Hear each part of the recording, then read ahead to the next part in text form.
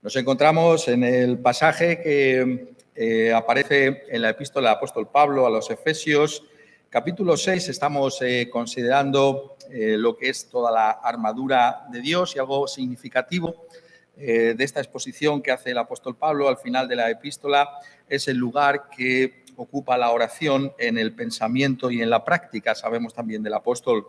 Y estamos considerando el versículo 18, donde el apóstol dice: orando en todo tiempo, con toda oración y súplica en el Espíritu, y velando en ello con toda perseverancia y súplica por todos los santos. Y en esta ocasión nos corresponde la segunda parte del versículo, donde el apóstol dice: con toda oración y súplica. En el Espíritu añade, pero en esta ocasión consideramos con toda oración y súplica. Debemos orar con toda oración y súplica.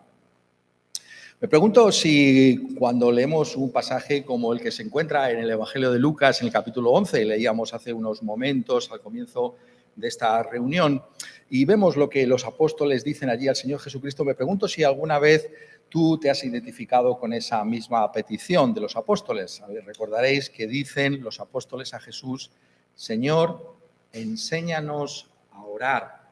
¿Alguna vez has encontrado en tu corazón esa petición también? Señor, enséñanos a orar. Los apóstoles eran conscientes de la pobreza de sus propias oraciones al venir delante de Dios, o sencillamente no sabían cómo podían orar. Ellos querían que nuestro Señor Jesucristo mismo les enseñase a orar. Y esto es lo que hace ese gran maestro que es nuestro Señor Jesucristo. Les provee, como sabemos, de un modelo de oración. Muchas veces este modelo a lo largo de la historia de la Iglesia simplemente se ha convertido en una repetición de esas palabras, como si por repetir esas palabras estuviéramos ya orando a Dios. Tal no es el propósito del Señor. Eso no quiere decir que no podamos repetirlo, obviamente, pero lo que nuestro Señor está dejándonos allí es un modelo. Es decir, es algo que debemos llevar a nuestra vida cuando venimos delante de Dios, como la manera, la forma en la que debemos acudir delante de su propia presencia. Y lo que nuestro Señor Jesucristo hace ahí para sus discípulos es algo que hace toda la Biblia con la Iglesia. Encontramos, por tanto, que la Iglesia encuentra en las Escrituras constantemente grandes modelos de oración. Eso es, por ejemplo, el libro de los Salmos. Cuando pensamos en los Salmos, pensamos que nos hablan de la alabanza debida a Dios, y esto es cierto.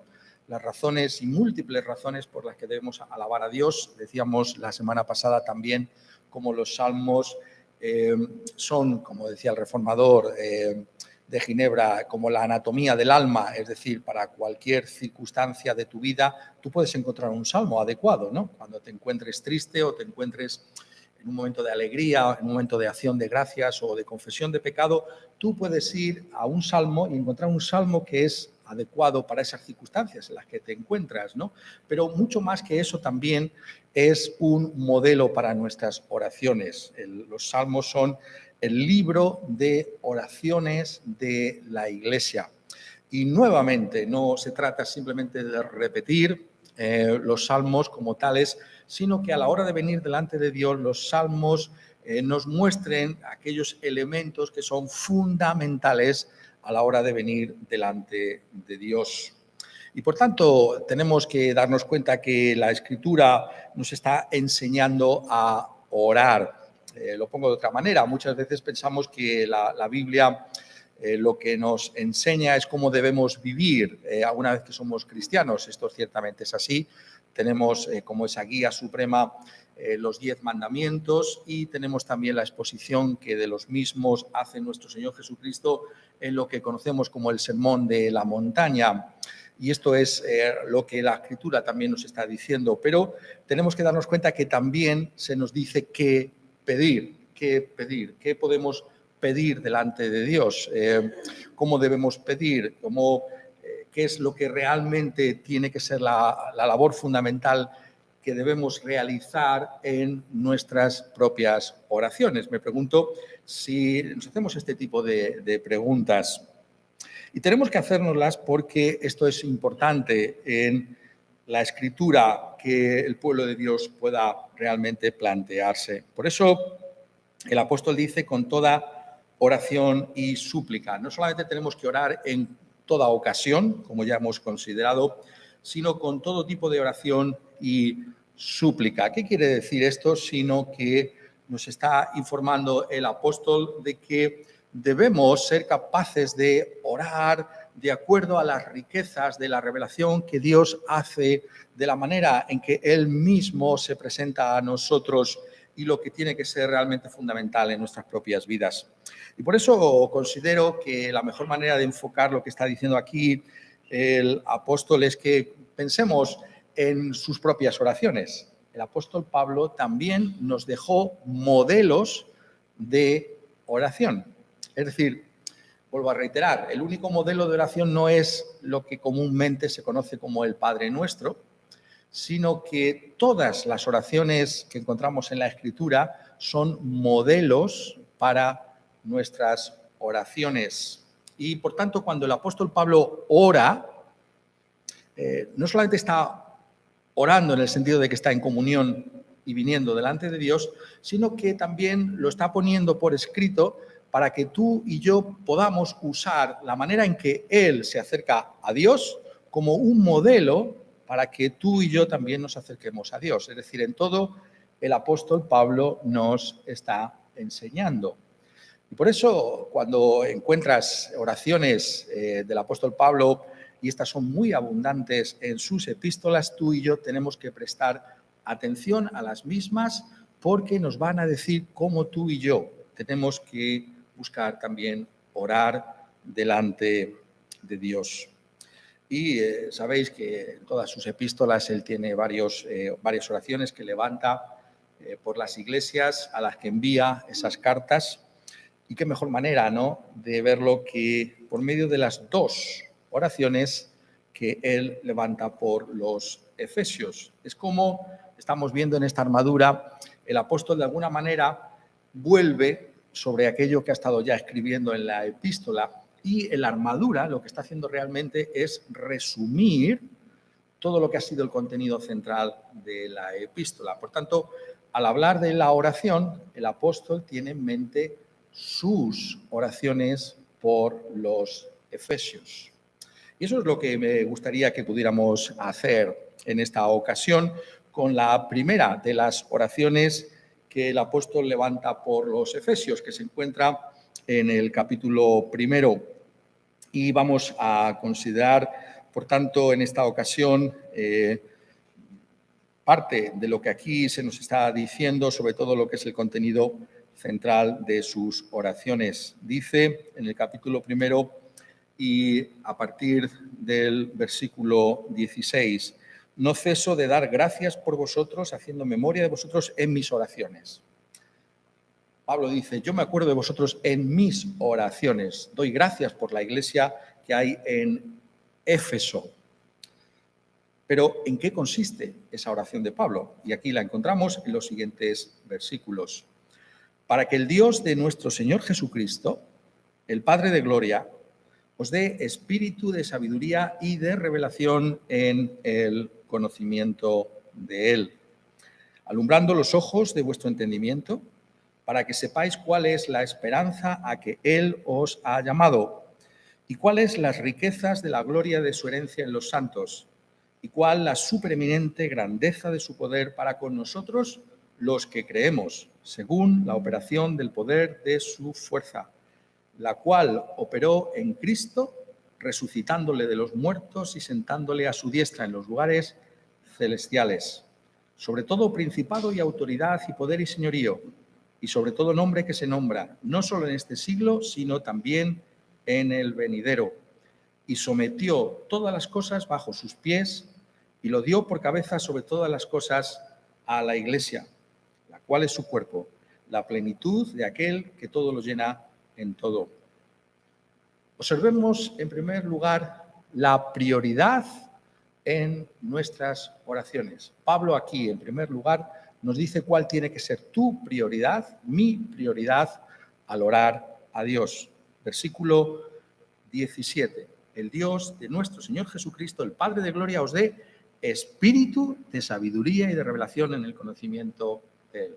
¿Cuál es lo fundamental que debemos pedir en nuestras oraciones? Conocer más y mejor a Dios. Conocer a Dios.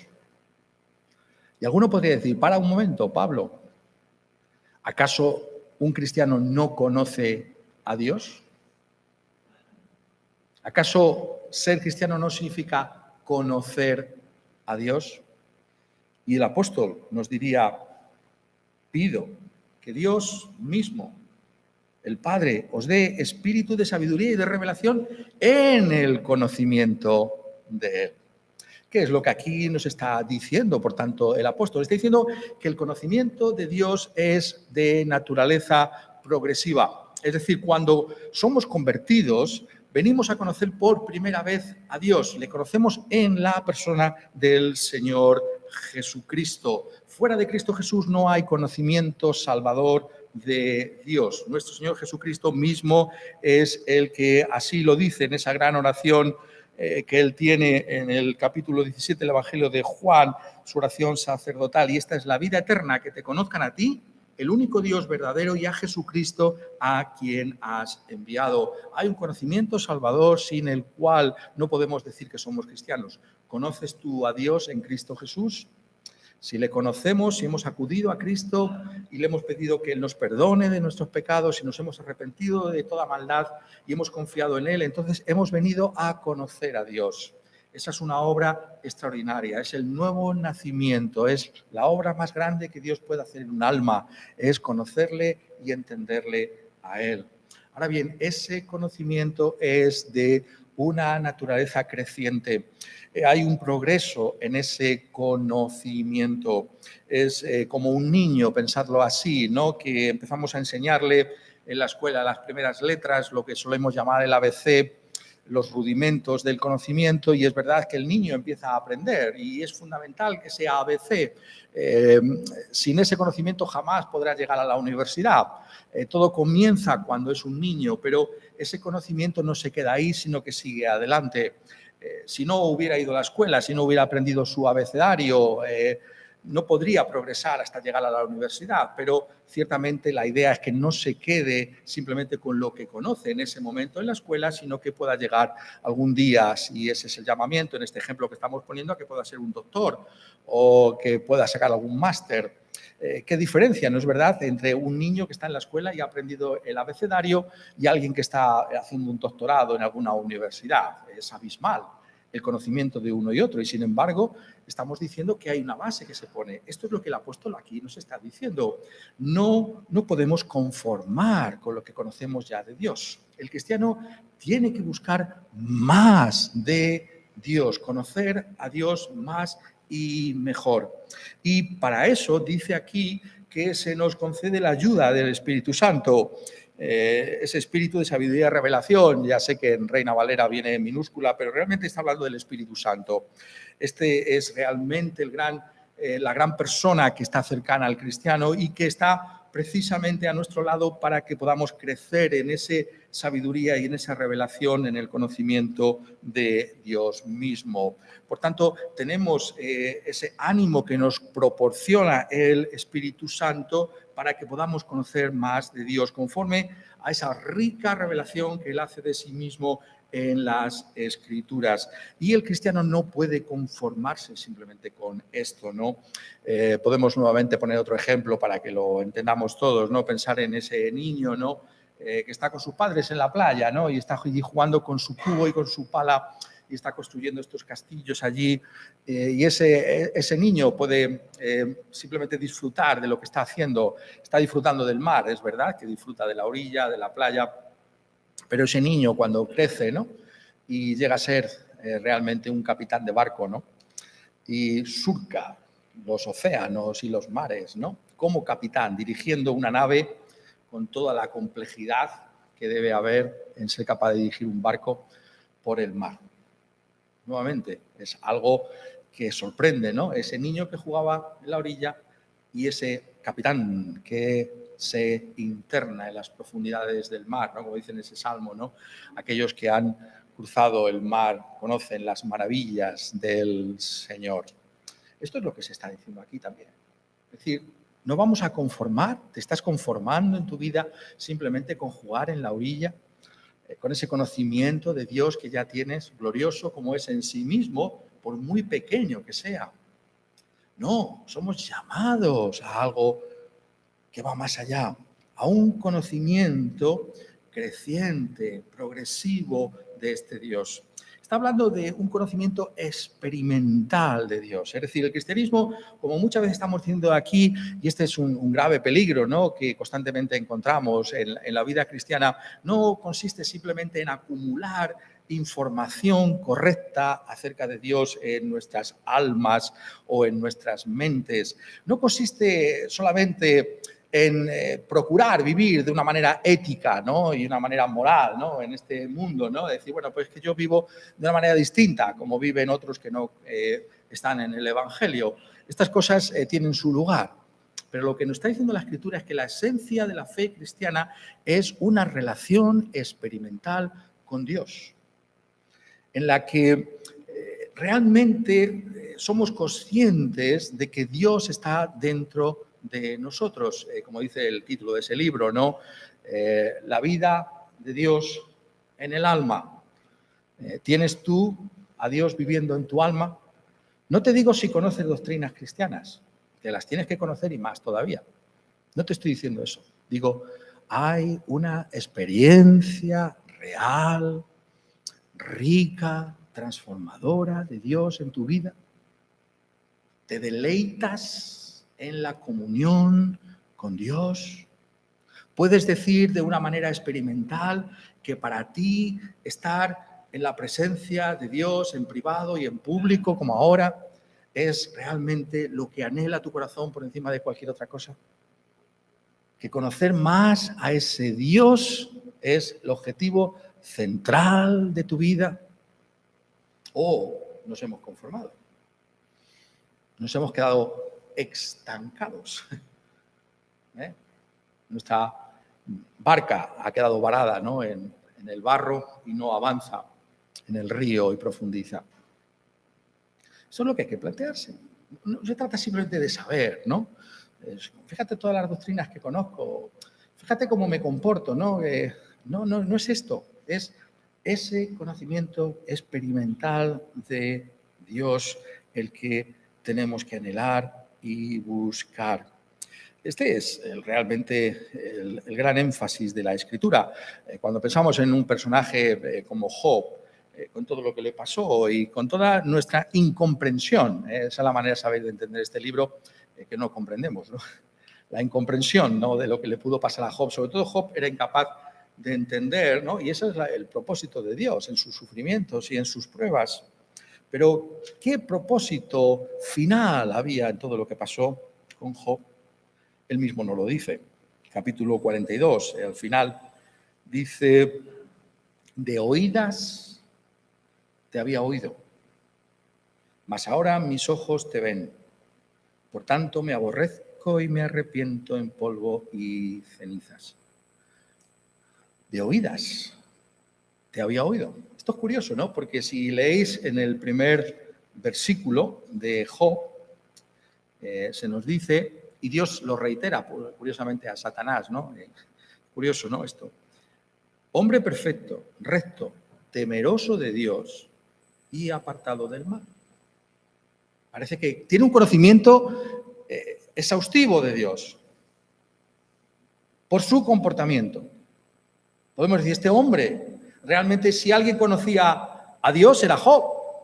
No negó su integridad en ningún momento, incluso en los momentos más difíciles.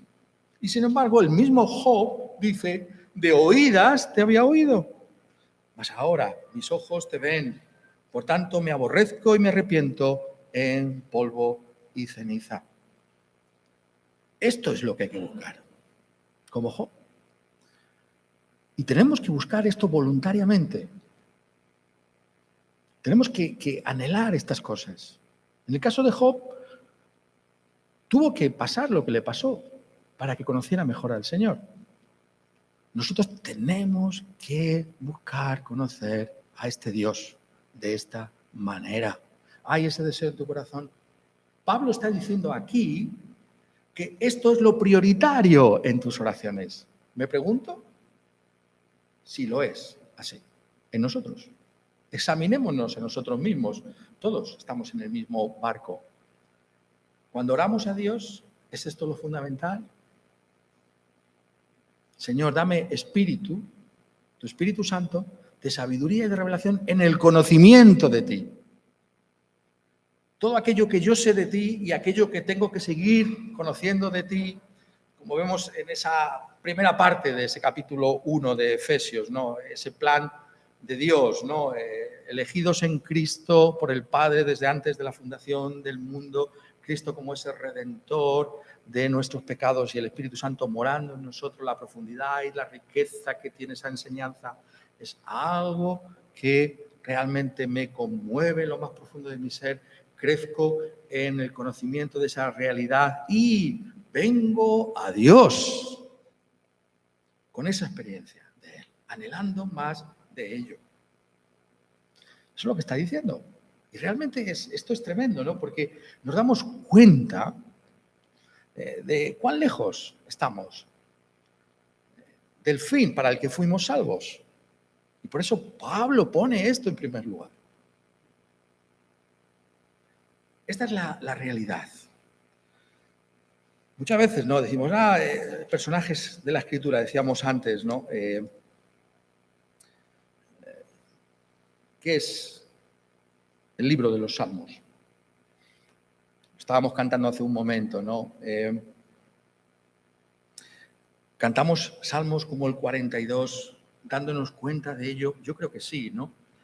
Como el ciervo brama por las corrientes de las aguas. Así clama, ¿por qué? Por tus bendiciones, por tu protección y cuidado, porque yo viva de una manera distinta a los que están ahí fuera. No, eso no quiere decir que no pidamos eso. Pero mira lo que dice. Así clama por ti, oh Dios, mi alma mía. Mi alma tiene sed de Dios, del Dios vivo. ¿Cuándo vendré y me presentaré delante de Dios? ¿Hay algo de eso en tu vida? Sed de Dios. No simplemente cumplir o ser fieles, que ni cumplimos tanto ni somos tan fieles. No se trata de eso.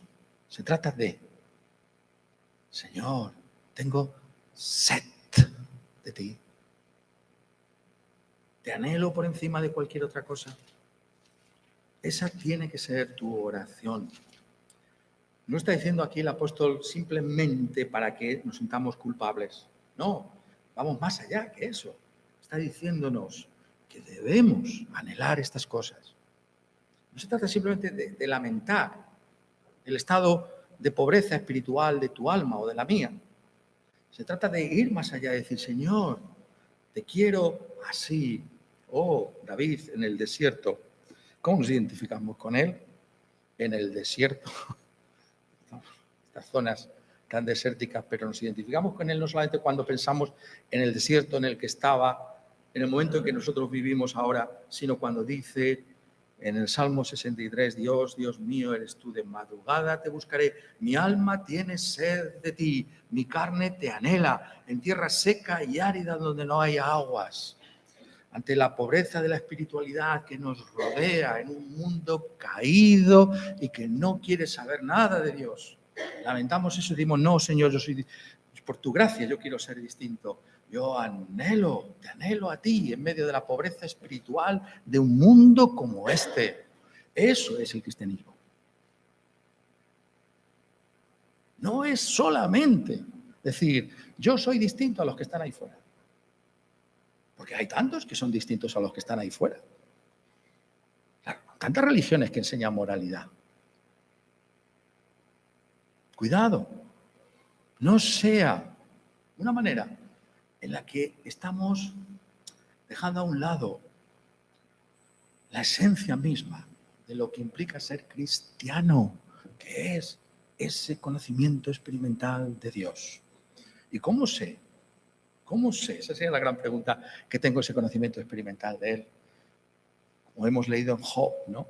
Me aborrezco en polvo y ceniza. ¿Cuál es la evidencia que estamos en la presencia de Dios?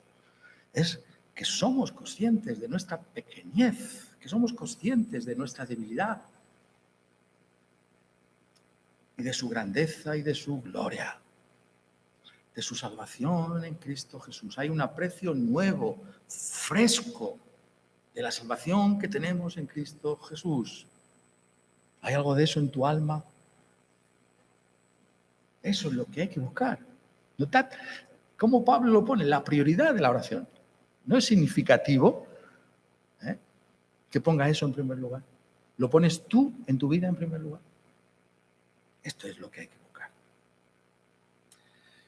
Pero en segundo lugar, y es obvio, ¿no?, que podríamos dedicar todo el tiempo tan solo a ese versículo 17, incluso varias predicaciones a él, pero en esta ocasión quería verlo a vista de pájaro, si puedo decir así, el versículo 18, ¿no? ¿Qué es la segunda cosa que debemos pedir delante de Dios? Alumbrando los ojos de vuestro entendimiento para que sepáis cuál es la esperanza a que Él os ha llamado y cuáles las riquezas de la gloria de su herencia en los santos. Hemos visto la gran prioridad. En segundo lugar, la gran motivación. La gran motivación. Hermano, ¿qué te mueve en esta vida? ¿Qué debería moverte? Pablo dice, le pido al Espíritu Santo que alumbre los ojos de vuestro entendimiento. Nuestra mente tiene ojos. Es una metáfora poderosa, ¿no es verdad? Porque con los ojos vemos tanto. Unos más que otros, ¿no? Unos vamos perdiendo vista. Pero los ojos del entendimiento son renovados por el Espíritu Santo para que conozcamos que sepamos cuál es la esperanza a la que hemos sido llamados, cuáles las riquezas de la gloria de su herencia de los santos. ¿Qué está diciendo aquí? Nos está diciendo en segundo lugar que el cristiano tiene que ser consciente de una manera progresiva, creciente, de la gloria que nos espera. Este mundo no es nuestro hogar. Vivimos exiliados. La naturaleza del cristiano es la de un peregrino. Aquí no está todo, ni siquiera para el cristiano. Por eso, esto es un paréntesis, ¿no? Por eso podemos de alguna manera sobrellevar la pobreza y la enfermedad y los desastres y la soledad de una manera distinta a cómo lo llevan las personas que no tienen esta esperanza. O deberíamos hacerlo. Porque, hermano y amigo, pedimos a Dios que nos dé salud, claro que sí. Pedimos a Dios que nos dé buenas cosas, claro que sí. Pero sabemos que esto es pasajero. Este mundo pasa. No es la esencia encontrar la satisfacción plena en un mundo como este. No lo es. Tu corazón y el mío tiene que estar centrado en la esperanza a la que hemos sido llamados. Y alguno dirá, pero Pablo, ¿acaso no sabemos que Dios ha prometido un cielo nuevo y una tierra nueva para aquellos que le aman? Y Pablo te diría, para que sepáis cuál es la esperanza que Él os ha llamado. El llamamiento que recibimos es por gracia. No somos salvos porque nosotros queremos ser salvos. El mensaje de la Biblia es que Dios te llama a ti. Y cuando uno le descubre, se da cuenta que ha sido Él el que ha hablado primero en ti. ¿Nosotros por qué amamos a Dios? ¿Porque somos mejores que los que están ahí fuera? Lejos esté de nosotros semejante pensamiento religioso. Es por gracia. Nosotros le amamos porque Él nos amó a nosotros primero. Nos ha llamado. Y lo que está diciendo aquí es que ese llamamiento es con respecto a la esperanza. Que la esperanza en la Escritura es la certeza de aquello que ha de venir. No lo tenemos con nosotros todavía, claro que no. Por eso es esperanza y por eso la vida cristiana es esencialmente paciencia. ¿Vale? Paciencia.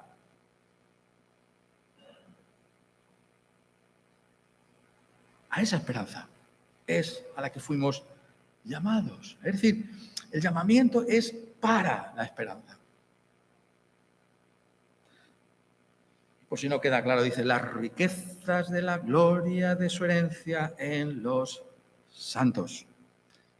Pablo acumula aquí expresiones para de alguna manera comunicar la excelencia de aquel lugar que nos está esperando.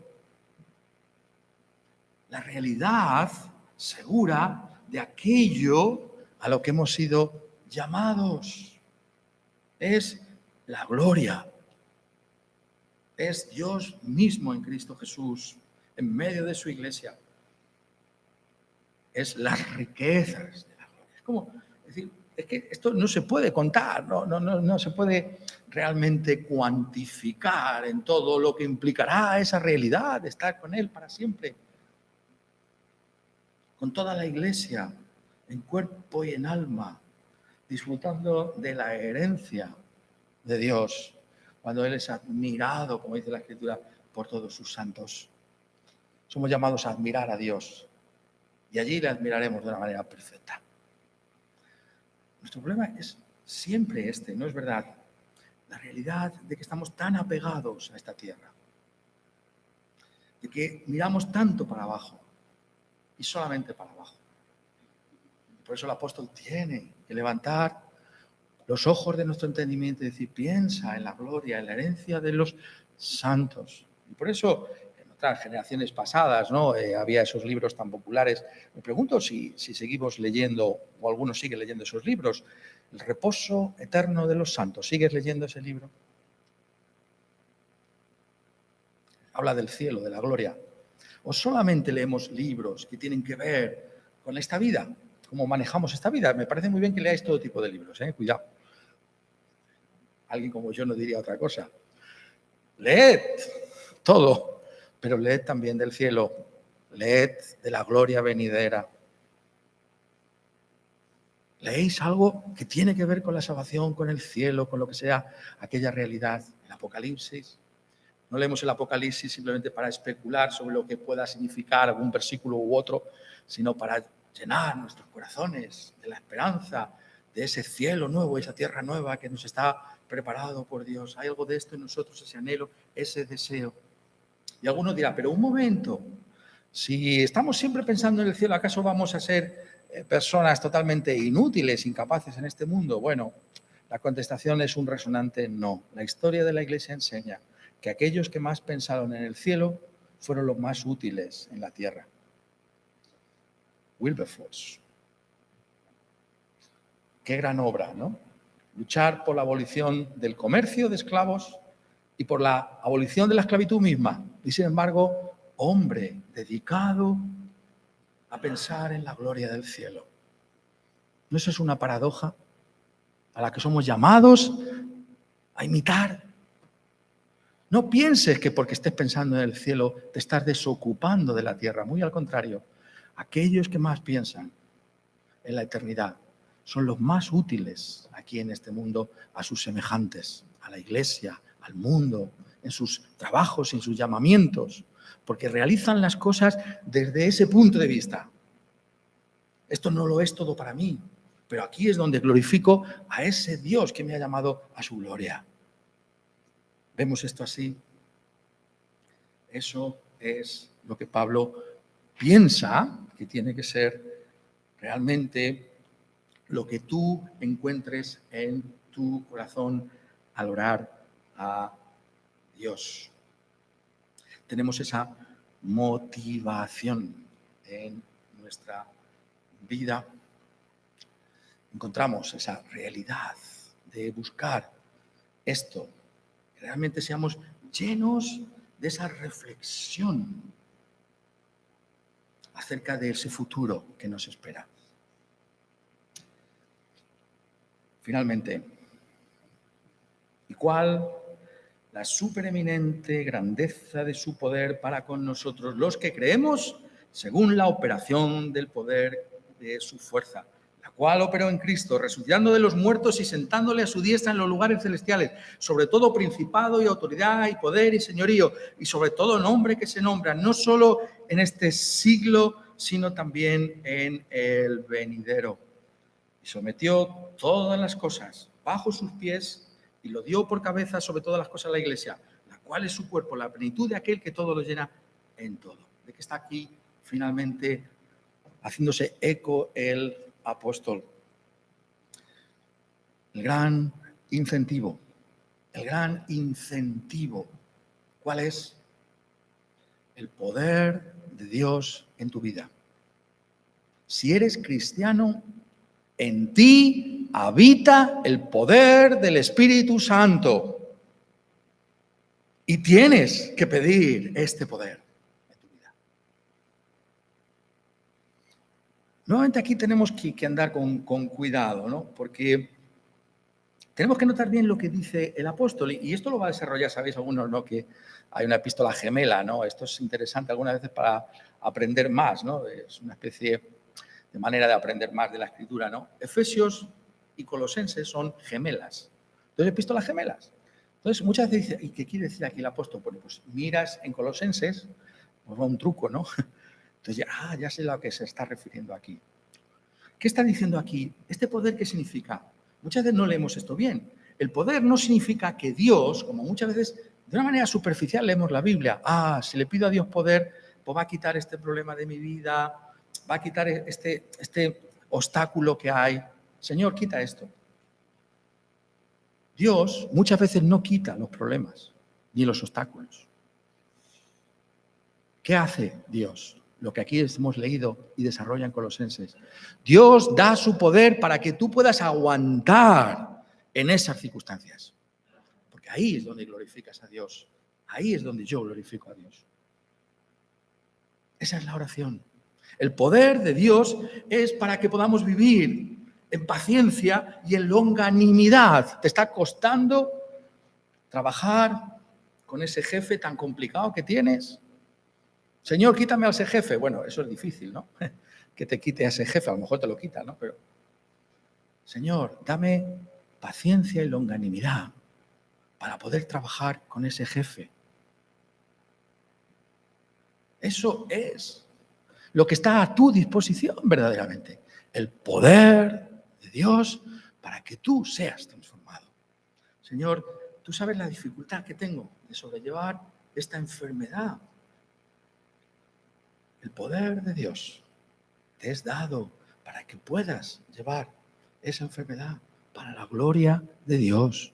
Eso no quiere decir que no puedas pedir a Dios que te sane o que te cure o que te alivie físicamente. Pero el énfasis de la Escritura está en otra cosa, está en que Dios sea glorificado en tu problema y en tu dificultad. Y para eso tienes a tu disposición el poder de Dios. El problema es que no creemos en ese poder de Dios. Digo esto porque Pablo, para convencernos de que ese poder de Dios está en nosotros, tiene que recurrir al diccionario griego que le acompañaba, ¿no? Entonces, en el griego hay muchas palabras para poder, ¿no? Porque si dice solamente poder, pues, poder, ¿de verdad tengo yo poder? Pues entonces, para que veas lo que hay en ti, dice, versículo 19, según la operación, poder de su fuerza. 3 palabras. ¿Qué hay en ti? Operación, energía, dinamita, fuerza. Eso es lo que te ha dado Dios. ¿Te das cuenta de lo que tienes? Somos conscientes de lo que hay en nosotros. ¿Pero para qué? Para llevar una vida íntegra. Una vida que adorne el Evangelio. Fíjate cómo trata a esa persona desvalida. Fíjate cómo trata, honrarás a tu padre y a tu madre. Fíjate cómo trata de sus mayores, ¿no? Cómo cuida de su padre o de su madre. Para eso se requiere todo el poder de la fuerza, de la energía de Dios. ¿Para eso? ¿Para eso? ¿Pides ese poder? Fíjate cómo es capaz de sobrellevar esa enfermedad que lleva. Tremendo. Su limitación, ¿cómo la sobrelleva? El poder de la energía, de la fuerza de Dios en su vida. La gloria es para Dios. Te apoyas en ese poder. Eso, según Pablo, es lo que tienes que pedir. Es lo que tengo yo también que pedir. Y por si acaso no estamos todavía convencidos, y muchas veces no estamos convencidos porque nuestro corazón es engañoso, Pablo recurre a algo más para ilustrarte lo que es ese poder. Ese poder que está en ti, nótalo bien, es aquel que operó ¿en quién? En Cristo, resucitándole de los muertos y sentándole a su diestra en los lugares celestiales. El poder que está en el cristiano es el poder que resucitó a Cristo de entre los muertos. Nada más y nada menos. Tremendo, ¿verdad? Hay poder como el poder que levantó a uno que estaba muerto y le dio vida. Ese poder está a nuestra disposición. Esa es la gloria de esta iglesia, de la iglesia cristiana. Y por eso Pablo dice, hermanos, ser conscientes de que esto está a vuestra disposición. Señor, dame poder. Yo no sé cómo voy a afrontar mañana, ¿no?, el problema que tengo. No lo sé. ¿Qué hago? ¿Me desespero? ¿Me frustro? No. Señor, dame poder para poder mañana afrontar esa dificultad que me está esperando. No sé cómo, pero tú me puedes fortalecer. Pedimos de esa manera. Tenemos que buscar esto. Eso dice Pablo, por lo menos aquí. ¿Os habéis dado cuenta, no? El orden. Esto es quizás lo más sorprendente, ¿no? El orden de estas cosas. En la segunda parte de la epístola, Pablo nos va a exhortar a cómo tenemos que comportarnos como maridos, como mujeres, en el trabajo, con los hijos. Claro que lo va a hacer. ¿Cómo se vive en un mundo caído?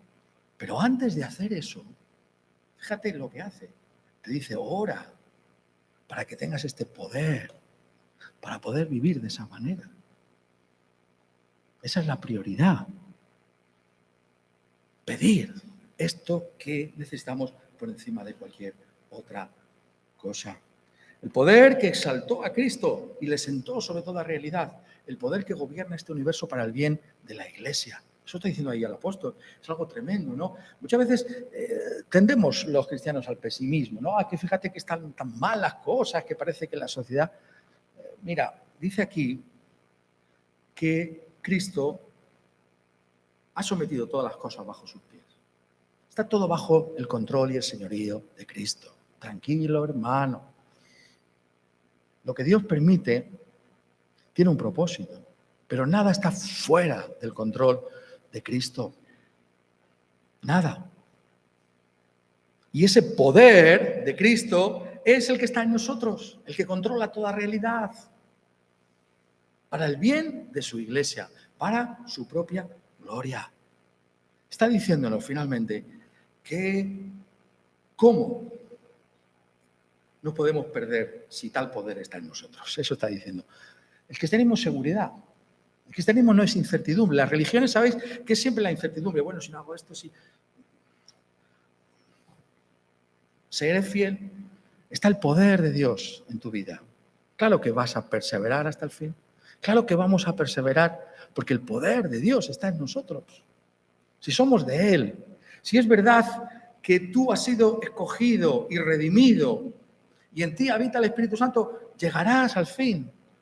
Vivimos con esa certeza y esa seguridad. ¿Por qué? Porque Dios está en nosotros. Porque esa expectativa de estar con Él ha sido puesta en nosotros por su Espíritu Santo. Porque ese poder en nuestra vida, que nos ha dado un nuevo entendimiento de las cosas, que nos permite ver la gloria de Cristo Jesús como el mejor de todos, ese poder va a seguir actuando en nosotros hasta el fin. Y no nos va a dejar ni nos va a abandonar.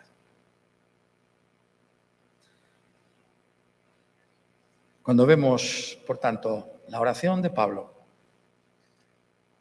nos sorprendemos tanto, porque qué diferentes a nuestras oraciones. Qué diferente. Pero no está aquí Pablo para desanimarnos, sino para decirnos, ánimo hermano, corrige,